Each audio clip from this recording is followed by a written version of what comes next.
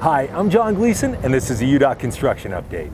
In North Salt Lake, southbound Legacy Parkway will be reduced to one lane at the I-215 interchange from Friday night at 7 p.m. through Monday morning at 5 a.m. for concrete paving. You'll still be able to get from Legacy to the 215, but traffic will be heavier than normal, so you'll want to plan extra time. Work on this project should wrap up later this fall. In Sandy, the 90th South on-ramp to northbound I-15, that will be down to one lane from Friday night through Sunday afternoon.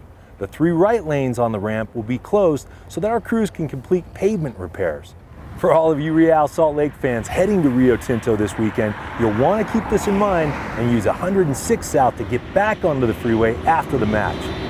And in Utah County, a repaving project on SR 73 is closing lanes between Saratoga Springs and Cedar Fort.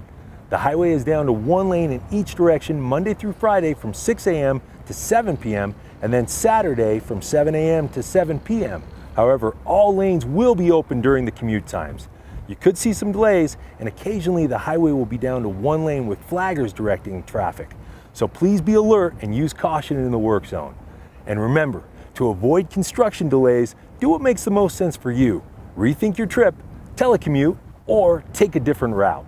For more information on these and all other UDOT construction projects, please visit our website at udottraffic.utah.gov, or you can download our free UDOT Traffic app.